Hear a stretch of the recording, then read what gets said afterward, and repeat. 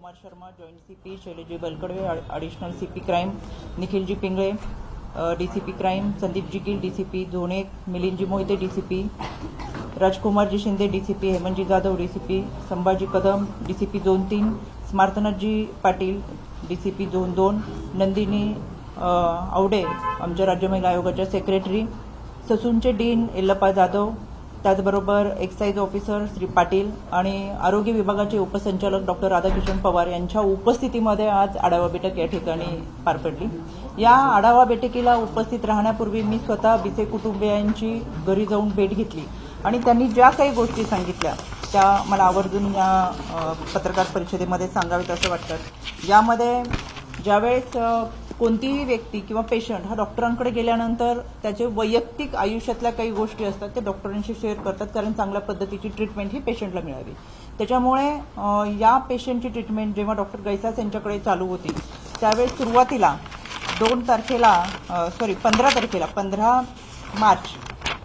15 मार्चला पहिल्यांदा पेशंट हे डॉक्टरांना भेटलेले आणि त्यांनी 15 तारखेला भेटल्यानंतर 15 मार्चला भेटल्यानंतर त्या अगोदरची जी ट्रीटमेंट चालू होती किंवा कशा पद्धतीने ट्रीटमेंट घेतली आणि पेशंटची सर्व मेडिकल हिस्ट्री ही डॉक्टरांना सांगितलेली होती, तसं डॉक्टरांनी याच्यामध्ये सुद्धा नमूद केलेलं होतं।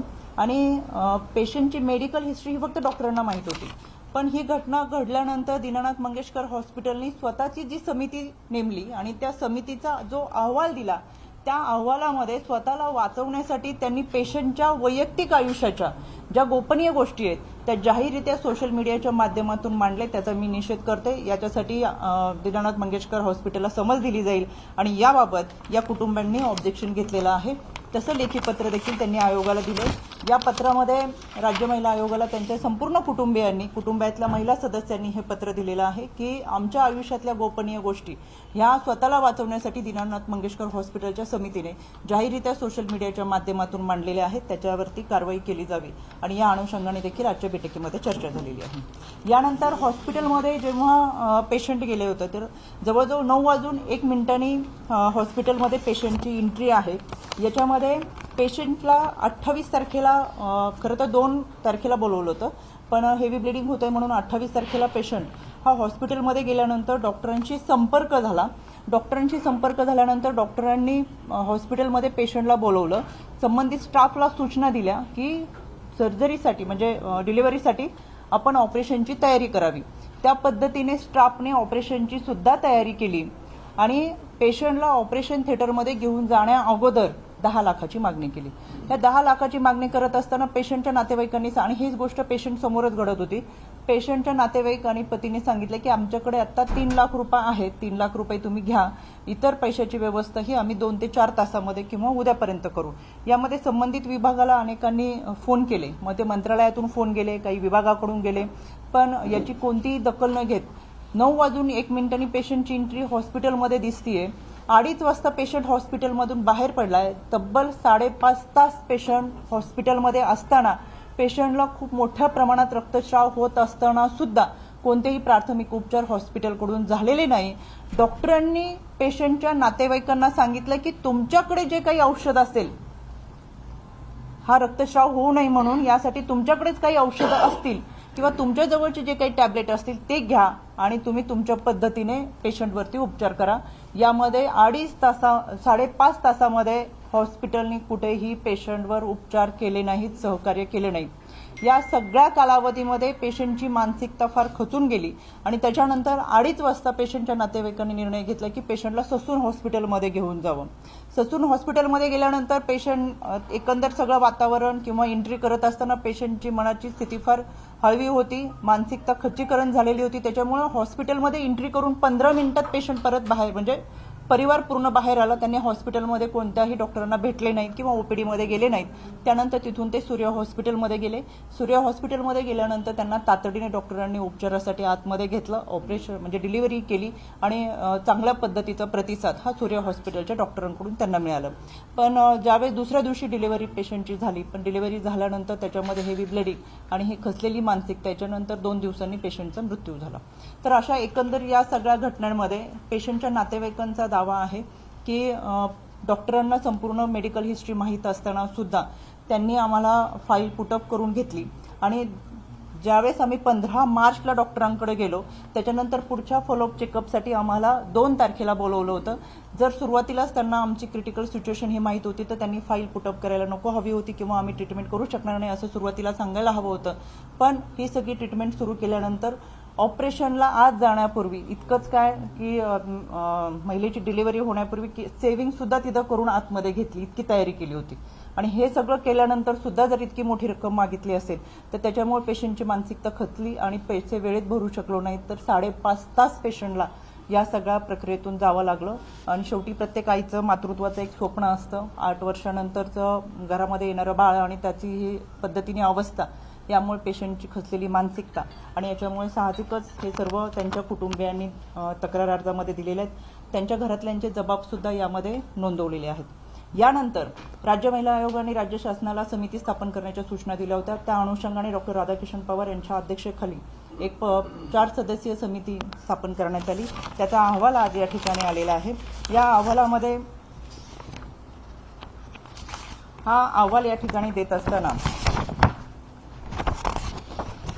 Doctor Radhakishan Pawar, doctor Prashant Wadikar, doctor Nagnath Ellappe, doctor Neena Borade आणि डॉक्टर कल्पना कांबळे या 4 सदस्य हे डॉक्टर राधाकिशन पवार यांच्या अध्यक्षतेखाली यांनी या समितीचा अहवाल सादर केलेला आहे.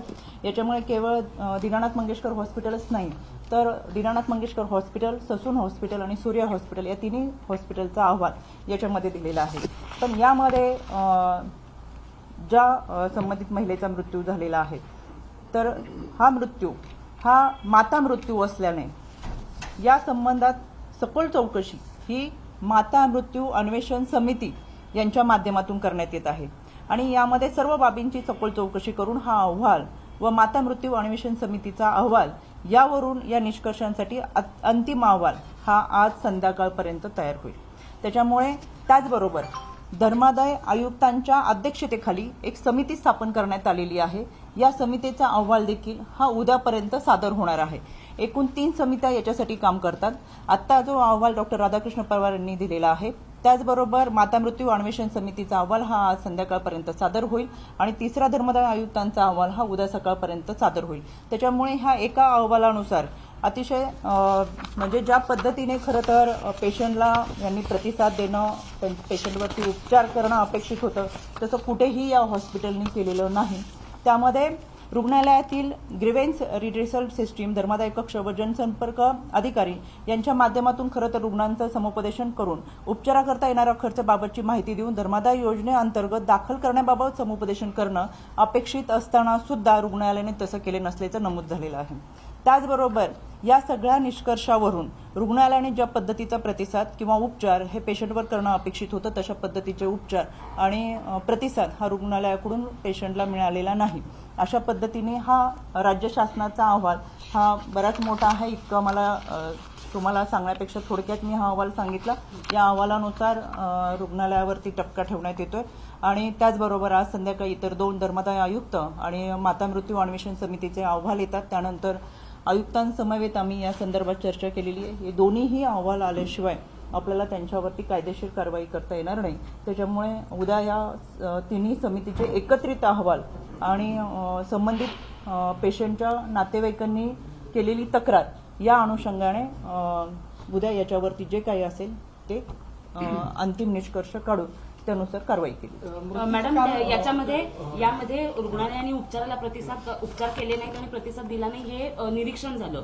पण त्यांनी शिफारस काय केली आहे कारवाईची या समितीने? कोणत्या प्रकारे कारवाई व्हावी रुग्णालयावर? खरं तर समिती शिफारस कारवाईसाठी करत नाही. समिती त्यांच्या निष्कर्षामध्ये ज्या ज्या गोष्टी नमूद केल्या जातात ते त्यांनी लेखी स्वरूपात मांडलेले आहे की इतक्या कालावधीमध्ये CCTV फुटेज असतील, त्यांचे काही डॉक्युमेंट्स असतील आणि यामध्ये कोणते कोणते डॉक्टर होते ज्यांना पेशंट भेटले किंवा कोणत्या डॉक्टरांच्या माध्यमातून हे उपचार चालू होते असा हा सविस्तर राज्य शासनाचा अहवाल आहे. दरम्यानच्या कालावधीमध्ये या ठिकाणी पोहोचत असताना मी स्वतः आरोग्यमंत्री प्रकाशजी यांच्याशी बोललेले आहे. त्यांनी सुद्धा कडक कारवाईचे निर्देश दिलेले आहेत. या अहवालामधून किंवा उद्या जे 2 अहवाल येणार आहेत त्या अहवालामधून जे काही सादर होईल त्या अनुषंगाने खरं तर धर्मादाय हा शब्द यासाठी आहे की 10% खाटांची व्यवस्था ही 1,85,000पेक्षा कमी उत्पन्न असणाऱ्या त्या आर्थिक दुर्बल घटकांसाठी आहे. इतर 10% खाटा ह्या 85,000 उत्पन्न असलेल्या रुग्णांसाठी आहेत. आणि त्याचबरोबर निर्धन म्हणजे 85,000 उत्पन्न असलेल्या वर्गासाठी उपचारामध्ये 50% सवलत देणं हे धर्मादाय रुग्णालयांना कंपल्सरी आहे. असं असताना सुद्धा कोणतीही नियमावली रुग्णालयांनी पाळलेली नाही. आणि पुणे शहरामध्ये जवळजवळ 56 धर्मादाय रुग्णालय आहे. उच्च न्यायालयाच्या 2003च्या तरतुदीतल्या नुसार उच्च न्यायालयाने अशा पद्धतीच्या सूचना दिलेल्या आहेत की ही सगळी नियमावली ही रुग्णालयांनी पाळणं अपेक्षित असताना स्वतःच्या रुग्णालयाच्या नावापुढे धर्मादाय हा शब्द लिहिणं अनिवार्य असताना सुद्धा आजही कित्येक रुग्णालयांच्या पुढे ते दिसत नाही. त्याच्यामुळे त्या अनुषंगाने राज्य महिला आयोगाकडून देखील संबंधित आरोग्य विभागाला आणि डीन असतील त्यांना सुद्धा पत्र जाणार आहे की अशा पद्धतीने ज्यांनी धर्मादाय रुग्णालयाची नावं वापरणं गरजेचं आहे. एक प्रश्न असा आहे की पैसे मागितले हे आता तुम्ही मंगेशकर रुग्णालयाच्या हलगर्जीपणामुळे झालाय का, हा सगळ्यात मोठा प्रश्न आहे. याबाबत या अहवालात काहीच नाहीये. मग मंगेशकर रुग्णालयाला क्लीन चिट देण्याचा हा प्रयत्न आहे? अजिबात नाही. या अहवालामध्ये मणिपाल रुग्णालयापर्यंतचा अहवाल आहे. म्हणजे मंगेशकर हॉस्पिटलचा सुद्धा आहे. ससून हॉस्पिटलमध्ये किती वेळ थांबले तो आहे. त्याच्यानंतर सूर्य हॉस्पिटलमध्ये त्यांनी ट्रीटमेंट घेतली. सूर्य हॉस्पिटलमध्ये ऍडमिट झाल्यानंतर दुसऱ्या दिवशी सकाळी डिलिव्हरी झाली. त्याच्यानंतर 2 दिवसांनी मणिपाल रुग्णालयामध्ये उपचारासाठी दाखल करण्यात म्हणजे 2 दिवसांनी तर त्याच्यामध्ये त्या उपचारादरम्यान मणिपाल रुग्णालयामध्ये उपचारादरम्यान 31/3/2025 रोजीला मयत झाले. तर या सगळ्यांमध्ये त्यांचा जो अहवाल आलाय तर त्या सगळ्या आता मी तुम्हाला ह्या सगळ्यांच्या अहवालाच्या कॉपीज देते. पण या सगळ्या 4ही रुग्णालयांचा अहवाल त्यांनी याच्यामध्ये दिलाय.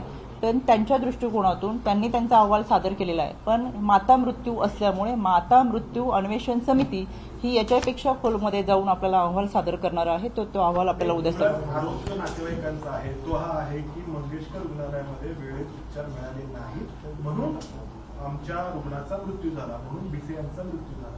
तर याबाबत या अहवालामध्ये काहीच नाहीये. तुम्ही म्हणताय की पुन्हा आणखी एक समिती जी आहे माता अन्वेषण विभागाची याबद्दल तपास करेल. मग याचा अर्थ यामध्ये जो मुख्य आरोप आहे की या रुग्णालयामुळे मृत्यू झाला याच्याबद्दल काहीच नाहीये. नाही, याच्यामध्ये सविस्तर माहिती दिली की पेशंट कधी आले, कशा पद्धतीच्या ट्रीटमेंट झाले. पण मग मंगेशकर रुग्णालय त्याला जबाबदार आहे की नाही त्याच्याबद्दल काय नाही, मी तुम्हाला सांगितलं ना, त्यांनी रुग्णालयावरती टपका ठेवलेला आहे. रुग्णालयाने त्यांना प्रतिसाद देणं अपेक्षित होतं, उपचार करणं आवश्यक होतं.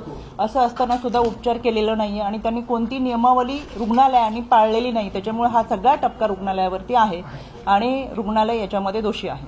कारण madam Bombay nursing home act नुसार दीनानाथ रुग्णालय हे महापालिकेच्या अंतर्गत येतं. त्यामुळं यांनी जरी फक्त निष्कर्ष काढले असले तरी मूळ कारवाई ही महापालिकेकडून होणार आहे. तर मग महापालिकेला आपण काही वेगळ्या सूचना दिलेल्या आहेत का? तुम्ही पाहिलं असेल, सगळ्यात माझं पहिलं पत्र हे महानगरपालिकेलाच होतं. महानगरपालिकेला पत्र दिल्यानंतर ही समिती तयार झालेली आहे. पण आज या ठिकाणी बैठक घेत असताना केवळ दीनानाथ मंगेशकर हॉस्पिटलच नाही तर ससूनच्या संदर्भात सुद्धा अनेक काही तक्रारी होत्या. आणि ही घटना घडल्यानंतर पुणे शहर आणि आसपासच्या परिसरातून मोठ्या प्रमाणात तक्रारी आमच्याकडे आल्या आणि एकंदरच आयुक्तांच्या उपस्थितीमध्ये त्यामध्ये ससूनचे डीन सुद्धा होते, आरोग्य प्रमुख सुद्धा होते आणि या सगळ्यांच्या उपस्थितीमध्ये एकंदर सर्व रुग्णालयांचा आढावा आज घेण्यात आला. रुग्ण ज्यावेळेस भरती झाला आणि त्यानंतर रुग्णालयातून बाहेर पडला त्या 5 तासामध्ये जर रुग्णावरती उपचार झाले असते तर कदाचित आज रुग्ण आपल्यामध्ये असला. नक्की, म्हणजे याचा अर्थ की 5 तासाचा वेळ गेला त्याच्यामुळे रुग्णाचा मृत्यू झाला. साहजिकच आहे. 5.5 तासाचा कालावधी हा रुग्णाला कोणत्याही पद्धतीची प्राथमिक उपचार सुद्धा मिळालेले नाही. ती जबाबदारी रुग्णालयाची होती. त्याच्यामुळे रुग्णालयाने हलगर्जीपणा केलेला आहे, मगरुरीपणा केलेला आहे. रुग्णालय पेशंटची ट्रीटमेंट सुरू असताना, कारण की पेशंट या अगोदर एकदा येऊन गेलेला होता, त्यांची ट्रीटमेंट चालू होती, फॉलोअपसाठी 2 तारखेला परत बोलवलं होतं. पण अतिशय रक्तस्राव होत असल्यामुळे 28 तारखेला गेलेल्या रुग्णाला उपचार करणं गरजेचं असताना सुद्धा रुग्णालयामधून त्यांच्यावर उपचार झालेले नाही. त्याच्यामुळे यामध्ये रुग्णालय दोषी आहेत. निष्कर्षामध्ये या गोष्टी म्हटल्यात का? तुम्ही जे आता सांगितलं निष्कर्षामध्ये या गोष्टी म्हटल्यात का समितीच्या की 5.5 तासाचा उशीर झाल्यामुळे अतिरिक्त रक्तस्राव झाल्यामुळे म्हणजे रुग्णालय दोषी आहे, 5.5 तास त्यांनी जे ट्रीटमेंट दिली नाही त्यानुसार. हा अहवाल फार मोठा आहे. आणि याच्यामध्ये मेडिकल निग्लिजन्सकडे जर लक्ष दिलं तर एफआयआर होईल. तेवढं येऊ दे ना स्पेशल. हा, ठीक आहे, त्यांचं उत्तर आहे. आवाज जरी खोटा असला ना, ऑपरेटिव्ह कारण असेल ते महत्वाचं कारण पृथ्वीला जबाबदार हॉस्पिटल हे स्पेसिफिक नक्कीच म्हटलंय का 5.5 तास? याच्यामध्ये हॉस्पिटल जबाबदार आहे. हॉस्पिटलनी मृत्यूला जबाबदार आहे. मृत्यूला यामध्ये हॉस्पिटलनी खरं तर त्यांना त्वरित उपचार दिले असते तर पेशंट वाचला असता. या अहवालापेक्षा सविस्तर अहवाल आपला माता मृत्यू अन्वेषण समितीचा येणार आहे. तो अहवाल मृत्यूला जबाबदार आहे. नाही, आता मॅडम तुम्ही जे याच्यामध्ये findings सांगितलं ना, मेडिकल निग्लिजन्स झाला असं काही आहे का? आणि मेडिकल निग्लिजन्स जर झाला असेल तर एफआयआर दाखल होईल का? आणि मग पोलिसांचा रोल काय असेल त्याच्यामध्ये? मृत्यूला जबाबदार आहे का हॉस्पिटल? तुमच्या माहितीसाठी आता खरं खूप मोठा अहवाल आहे म्हणून मी आम्हाला कॉपी एक त्याच्यातले फक्त म्हणजे तुम्हाला एक वाक्य सांगितलं की लक्षात येईल की साधारणतः अहवाल काय.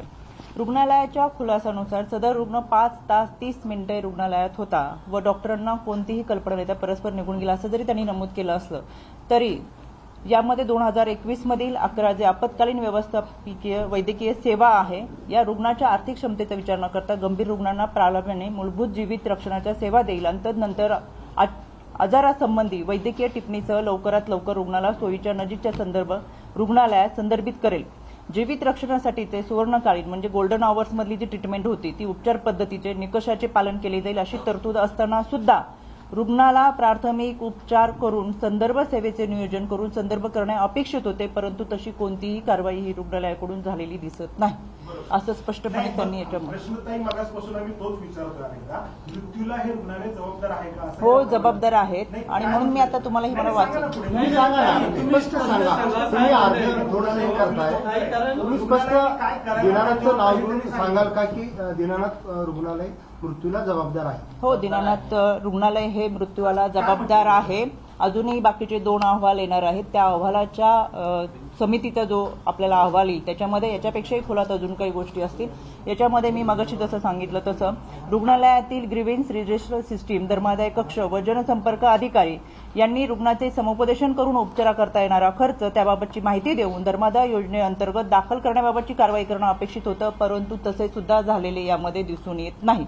याचाच अर्थ याच्यासाठी रुग्णालय जबाबदार आहे. मॅडम ही केस मेडिकल निग्लिजन्सची आहे का? कारण ऍडमिशन झालेलं नाहीये केसमध्ये. तुम्ही म्हणताय पण अहवालात आहे का तसं? मला तुम्हाला तेच सांगा मी तुम्हाला अहवाल आता वाचायला देते. सांगत विचार. अहवाल 3 अहवाल असणार आहेत. वाचलं त्याच्यात ते आलं नाही. त्याच्यामुळे पुढचा प्रश्न असा येतो, जर तुम्ही म्हणताय की रुग्णालय मृत्यूला जबाबदार आहे तर मग एफआयआर आता लगेच होणार का पोलिसांकडून? याच्यामध्ये सर आपल्याकडे अजून 2 अहवाल येणं बाकी आहे त्याच्यामुळे अहवाल आले की कारवाई होणार. बाकीचे एक असं होईल. एक मिनिट हा राज्य शासनाच्या समितीचा हा अहवाल आहे. याच्यानंतरचा अहवाल आहे ते माता मृत्यू कारण की याच्यामध्ये माता मृत्यू झालेला आहे त्याच्यामुळे माता मृत्यू अन्वेषण समिती ही स्वतंत्ररित्या याच्यावरती काम करत असते. त्यांचा अहवाल उद्या सकाळपर्यंत येईल आणि धर्मदाय आयुक्त तिन्ही अहवाल एकत्र आल्यानंतर निश्चितपणाने रुग्णालयावरती कारवाई होणार. मॅडम पण या केसमध्ये ऍडमिशन झालेलं नव्हतं. जर ऍडमिशन झालं नाही तर मेडिकल निग्लिजन्सची केस कशी रजिस्टर होईल? टेक्निकल ग्लिच आहे त्याच्यामध्ये. त्याबाबत समितीनं काही म्हटलंय का या अहवालात? कारण पेशंटचं ऍडमिशन नाहीये. ऍडमिशन नसेल तर मेडिकल कारवाई करावी लागेल मेडिकल निग्लिजन्सची. त्याचा कुठलाच कागद नसेल. नाही पेशंटची त्याच्यामध्ये किती तारखेला एंट्री झाली आहे डॉक्टरांनी किती तारखेला दिली मी आता दाखवलं होतं तुम्हाला तो कागद ऑलरेडी आहे. पेशंटची माहिती याच्यामध्ये आहे. हा कागद आहे. दीनानाथ मंगेशकर हॉस्पिटलला 15 तारखेला पेशंट दाखल झालेलं आणि पेशंटची ट्रीटमेंट पुढे चालू करायची याच्या संदर्भात डॉक्टरांनी स्वतः कागद आहे हा. याच्यामध्ये पाहताय 2 तारखेला फॉलोअप टेस्टसाठी सुद्धा बोलवलेला आहे. त्याच्यामुळे कागद आपल्याकडे पुरेसे आहेत. जे पुरावे म्हणून पाहिजे ते सगळे पुरावे ह्या पेशंटच्या नातेवाईकांकडे आहेत. त्याच्यामुळे याच्यामध्ये जे हलगर्जीपणा झालाय आणि पेशंटचा मृत्यू झालाय त्याच्यावरती कायदेशीर कारवाई होणार नक्की. रुग्णालय मृत्यूसाठी दोषी आहे का हे अजूनपर्यंत तुम्ही नाही सांगितलेलं किंवा त्या अहवालात कुठं असं म्हटलं? तुम्ही आता 2 पॅरा वाचले पण असं कुठं म्हटलंय की रुग्णालय मृत्यूला दोषी आहे? याच्यामध्ये अहवाल सर कसा असतो अहवालामध्ये सांगत नाही की तुम्ही ही कायदेशीर कारवाई करणं ह्या वर्दीचं काम हा विभाग आहे. अहवाल म्हणजे काय असतो की घडलेल्या घटना कशा घडलेत किती कालावधी घडलेत त्याच्यामध्ये कोण कोण संबंधित आहे आणि यामधील सीसीटीव्ही फुटेज असतील, डॉक्युमेंट्स असतील आणि या सगळ्यांची माहिती आणि इतर कुठल्या हॉस्पिटलमध्ये ते गेले आणि हॉस्पिटलनी कसा प्रतिसाद दिला या संदर्भाची सगळी माहिती आल्यानंतर पुढची जी कायदेशीर कारवाईची भूमिका आहे ती संबंधित पोलीस विभागाची आहे. म्हणूनच बैठक लावताना आज आयुक्त कार्यालयामध्ये लावली आणि आज तुम्ही पाहिलं की या एका विषयासाठी आणि पुण्याचे काही महत्वाचे की इतके सगळे डीसीपी आणि स्वतः आयुक्त 2 तास बसून आहेत. त्याच्यामुळे विषयाचं गांभीर्य आहेच आहे. कोणी कुणाला वाचवत नाहीये. जे चुकीचं आहे ते चुकीचं आहे आणि जे चुकीची व्यक्ती असेल, संस्था असेल त्यांच्यावरती 100% कारवाई होणार. त्याची पाठपुरावा करायची जबाबदारी ही राज्य महिला आयोगाची असेल. सुरुवातीपासून आम्ही याच्यामध्ये पहिल्यांदा पत्र पाठवून आयुक्त कार्यालयामधून म्हणजे पुणे आयुक्त कार्यालयामधून समिती स्थापन करण्याच्या सूचना दिल्यात आणि त्याचा पाठपुरावा करतोय. मी स्वतः बीचे कुटुंबियांना भेटून आले. कोणावरती अन्याय होता कामा नये आणि ही एक घटना घडली. याच्यानंतर अशा कोणत्याच घटना घडू नये. पेशंटला धर्मदायी संस्थांकडून चांगल्या पद्धतीची आरोग्य सुविधा मिळाली पाहिजे आणि त्यासाठीच्या सूचना सुद्धा इतर रुग्णालयांना दिलेल्या आहेत. त्याच्यामुळे कुणालाही वाचवण्याचा प्रयत्न नाही. उद्या सकाळी आणि संध्याकाळपर्यंत इतर 2 समितीचा अहवाल आल्यानंतर त्या अहवालानुसार कायदेशीर कारवाई केली जाईल. मॅडम एकच विचारते, कायदेशीर कारवाई आपण जे अंडरलाईन करतोय ही जर केस मेडिकल निग्लिजन्सची झाली तर आणि एफआयआर दाखल झाला तरच याच्यामध्ये पोलिसांची भूमिका येते. जर तिथं ऍडमिटच झाला नसेल पेशंट तर आपण मेडिकल निग्लिजन्सची केस करू शकत नाही. अशा वेळेला बॉम्बे नर्सिंग होम ऍक्ट नुसार फक्त 5,000 रुपये दंड आणि तात्पुरतं निलंबन परवान्याचं एवढीच अत्यंत सुमार तरतूद आहे त्या ऍक्टमध्ये. तर त्यासाठी पोलिसांची याच्यामध्ये भूमिका यावी, एफआयआर दाखल व्हावा आणि कायदेशीर कडक कारवाई व्हावी. यासाठीच मेडिकल निग्लिजन्सची केस रजिस्टर होणं गरजेचं आहे. तर त्या दृष्टीने आपण पोलिसांची काही चर्चा केलेली आहे का? 2 तास या सगळ्या गोष्टींसाठी चर्चा चालू होती आणि म्हणून तुम्हाला सगळ्यांना इथं आयुक्त कार्यालयामध्ये बोलवले. पोलिसांनी सकारात्मक यामध्ये कारवाई करण्याच्या सूचना किंवा संबंधित चर्चा याच्यामध्ये झालेली आहे. त्याच्यामुळे वाचून कोणाला वाचवायचंय आणि मग कोणाला सोडायचंय हा विषय याच्यामध्ये अजिबात येत नाही. जे दोषी आहेत, जे चुकीचे आहेत त्यांच्यावरती कायदेशीर कारवाई. तुम्ही असं म्हणालात की रुग्णालयानं स्वतःला वाचवण्याचा प्रयत्न केला. ते असं म्हणाले की रुग्णानं त्याला जी काही आजाराची माहिती होती ती रुग्णालय प्रशासनाला दिली नाही. तुम्ही असं म्हणालात की त्या रुग्णाची हिस्ट्री सगळी डॉक्टरांना माहिती होती, म्हणजे डॉक्टरांनी सुद्धा ही माहिती लपवली. मी तेच तुम्हाला परत सांगते. व्यक्तीवरती ही संस्थेवरती होणार. व्यक्ती पण आणि संस्था पण येते. ट्रीटमेंट व्यक्तीकडे चालू होती. त्या व्यक्तीच्या संस्थेच्या अंतर्गत व्यक्ती काम करते. त्याच्यामुळे ही तीच माहिती मी तुम्हाला दाखवते. मी खास तुमच्यासाठीच हे घेऊन आले त्यांच्या नातेवाईकांकडून. आणि याच्यामध्ये एक सोपा असाच प्रश्न की गुन्हा दाखल होणार का रुग्णालयावर? नक्कीच गुन्हा दाखल होईल. याच्यामध्ये अजूनही 2 समितीचे अहवाल येतात. पण प्रथमदर्शनी जरी आपण हे पाहिलं याच्यामध्ये जे काही अहवाल दिले त्या अहवालाच्या अनुषंगाने जर लवकर त्यांना रुग्णालयाकडून प्रतिसाद मिळाला असता, उपचार मिळाले असते तर रुग्ण आज आपल्यामध्ये असतात. या अहवालानुसार तुम्ही पोलिसांना आदेश दिला रुग्णालयावर? अजून 2 अहवाल आपल्याकडे येतात. आज संध्याकाळी आणि उद्या अहवाल येतील. 2 शासनाचा अहवाल आहे. राज्य शासनाचे धर्मदाय आयुक्त आणि माता मृत्यू अन्वेषण समिती हे सुद्धा राज्य शासनाचेच अहवाल आहेत. या दोन्ही अहवालांमध्ये हे 3ही अहवाल हे राज्य शासनाचेच असणार आहेत. त्याच्यामुळे हे 2 अहवाल आल्यानंतर त्या पद्धतीने पोलिसांकडून पुढची कारवाई होईल. नातेवाईकांनी जबाब दिलेला आहे पोलिसांना. तो आवाज तो कधी झाला? माता अन्वेषण विभागाकडून देखील याची चौकशी करण्यासाठी नाही, हे पॅरलर यंत्रणेमध्ये सुरुवातीपासून चालू आहे. पण आपल्याकडे जेव्हा फोकस होत होता विषय तेव्हा आपल्याकडून फक्त राज्य शासनाची समिती म्हटलं. या 3ही राज्य शासनाच्या समिती आहेत. एक समिती आहे ती धर्मादाय आयुक्तांची, दुसरी आहे ती माता मृत्यू अन्वेषण समिती आहे आणि तिसरी आहे ती डॉक्टर राधाकिशन पवार यांच्या अध्यक्षतेखाली 4 सदस्यीय समितींची. या 3ही समिती ह्या वेगवेगळ्या उभा, कारण याच्यामध्ये माता मृत्यू प्रकरण आहे आणि माता मृत्यू आणि धर्मादाय संस्थांशी संबंधित असल्यामुळे धर्मादाय संस्थांची एक समिती आहे. त्याच्यामुळे या 3ही विभागाच्या ह्या समित्यांचा जो अहवाल आपल्याकडे येणार आहे तर त्या अहवालानुसार ही कारवाई होईल. या अहवालाची ठळक निष्कर्ष काय त्या अहवालात? मी केवळ ते ठळक निष्कर्ष नाही, समजत नाही मॅडम, समजून येत नाही. तुम्ही सांगताय ना, समजून येत नाही. इतक्या स्पष्टपणे विषय सांगितलेले आहेत. त्याच्यामुळे आता अजून खूप स्पष्टपणे सांगते मी तेच विषय सांगते. आता तुम्हाला मला विशेष म्हणजे इतकी महत्वाच्या विषयांवरती मीटिंग झाल्यानंतर अनेक विषय याच्यामध्ये घेतले गेलेत. मग पुण्यात महिला आरोग्य सुविधा, महिला सुरक्षितता असेल, आरोग्य सुविधा असतील, सायबर असतील, क्राईम असेल आणि या सगळ्यांचा आढावा या निमित्तानं घेण्यात आलेला आहे आणि अतिशय चांगल्या पद्धतीच्या सूचना ह्या आयुक्तांकडून संबंधित विभागाला देखील करण्यात आलेल्या आहे. त्या सगळ्यांचाच आढावा आहे. पण आपल्यासाठी हे महत्वाचे असल्यामुळे आता मी तो मांडल पुढाकडे. तुमच्या राष्ट्रवादी काँग्रेस पक्षाचे मी त्याच दिवशी, तुम्ही कदाचित मला कमी फॉलो करत असताल, पहिल्याच दिवशी पहिल्याच तासामध्ये मी ट्विट केले की संबंधित व्यक्तीवरती कडक कारवाई करावी. पक्ष कधी आम्ही पाहिला नाही, व्यक्ती पाहिली. प्रवृत्ती आणि विकृतीवर गुन्हा दाखल झाला पाहिजे. त्याच्यामुळे याच्याही पाठीमागची हिस्ट्री सांगते. गेल्या 3 वर्षाच्या कालावधीमध्ये, आता नाव घेऊन सांगत नाही, पण संबंधित व्यक्ती ही पक्षाची होती, नगरसेवक होती, तरी तासात अटक झाली होती. ही कारवाई सुद्धा राज्य महिला आयोगाच्या वतीने केली. त्याच्यामुळे आयोग काम करत असताना पक्ष बघत नाही, जात धर्म पाहत नाही, तर विकृती पाहते आणि त्या विकृतीला शिक्षा झाली पाहिजे म्हणून पहिल्या दिवशी सूचना देऊन कारवाई करायला सांगितली. मॅडम, याच्यापेक्षाही दुसरी काही माहिती तुमच्याकडे असेल तर जरूर सांगा, आम्ही पुढची कारवाई करायला सांगू. मॅडम, भिसे कुटुंबियांचा जबाब नोंदवला गेला अलंकार पोलीस स्टेशनला, त्याच्यानंतर तो जबाब आपण ससूनच्या कमिटीकडे दिलेला आहे का? कुणाचा?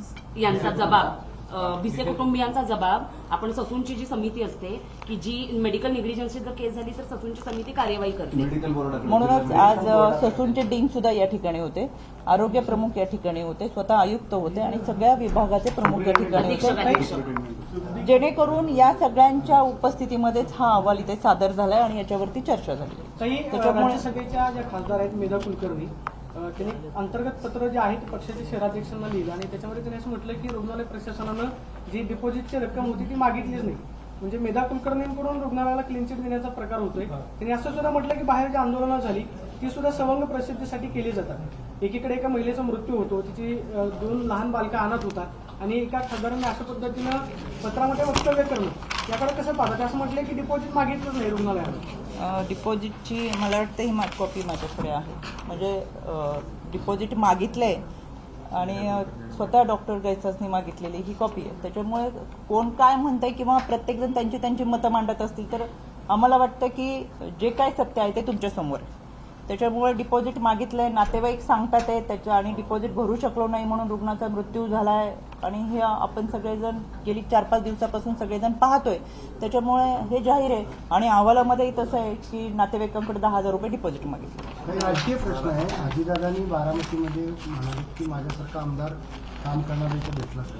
1952 पासून एकही लोकप्रतिनिधी बारामतीचं नाहीये ज्यांनी माझ्या इतकं काम केलं. आपण त्यांचं असं सगळेजण- म्हणणं आहे की शरद पवारांनी सुद्धा त्यांचं इतकं काम केलं नाही. तुम्हालाही तसंच वाटतं? आदरणीय दादा जे काही बोलले ते मागचा पुढचा काय कंटेंट आहे हे आपण सगळ्यांना माहिती आहे की त्या जाहीर सभेच्या निमित्तानं, आणि खरंच कामाचा आवाका जर आपण पाहिला, आपण सगळेजण प्रसार माध्यम म्हणून जेव्हा दादांचा दौरा पुणे शहरात असतो तेव्हा पहाटेपासून दादांबरोबर रात्रीपर्यंत फिरत असतं. आपली सुद्धा दमछाक होती आणि केवळ पुणेच नाही तर संपूर्ण महाराष्ट्रामध्ये एकाच कामाचा झंझावात दादांच्या माध्यमातून ठेवलाय. आणि कुठेही निवडणुकीच्या निमित्तानं आम्ही गेलो तर तिथला उमेदवार हा मतदारांना आश्वासन देत असतो की तुम्ही मला मत द्या, मी तुम्हाला आपल्या तालुक्याची जिल्ह्याची बारामती करून दाखवेल. म्हणजे बारामती हे एक रोल मॉडेल म्हणून महाराष्ट्रामध्ये घेऊन जाण्याचा प्रत्येक उमेदवाराचा प्रयत्न असतो. एका तर दादांनी त्या ठिकाणी काम केलंय आणि जे काम आहे ते महाराष्ट्राला दिसतंय. विरोधक सुद्धा सांगतात की आम्हाला बारामती करायची, याचाच अर्थ तितकं काम दादांनी केले, त्या दादांनी मांडलं. याच्यात चुकीचं काय? पण ते शरद पवारांची बारामती अशी डेव्हलप झाली दादा की असं अजित कुठेही पवारांची- बोललेले नाहीयेत. दादांनी जे काम केलं, दादांनी जेव्हापासून राजकारण सुरू केलं तेव्हापासून त्यांनी जी कामं केली ती त्यांनी मांडणं, यात वावगं काय?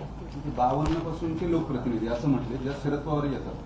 पण दादांनी कुणाचं नाव घेतलेलं नाही. त्यांना जी भूमिका मांडायची ती त्यांची भाषाशैली तशी, त्या ओघामध्ये त्यांनी ते मांडलेलं आहे. मॅडम, आम्हाला धन्यवाद. कळत मिळेल का याची? एक प्रश्न होता ताई, या प्रकरणामध्ये जे डॉक्टर दोषी आढळतील त्यांचं लायसन्स सस्पेन्शन करण्याकरता आपण मेडिकल काउन्सिलला रेकमेंड करणार का? इंडियन मेडिकल असोसिएशनच्या माध्यमातून आयपीसी गुन्ह्याची तरतूद याच्यामध्ये आहे. त्याच्यामुळे 2 अहवाल आल्यानंतर आयपीसी गुन्हा, मेडिकल असोसिएशन आणि या सगळ्यांच्या माध्यमातून धर्मादाय आयुक्त यांचा आलेला अहवाल यांच्या माध्यमातून कारवाई होईल. मॅडम, प्रत देता? मी देते तुम्हाला.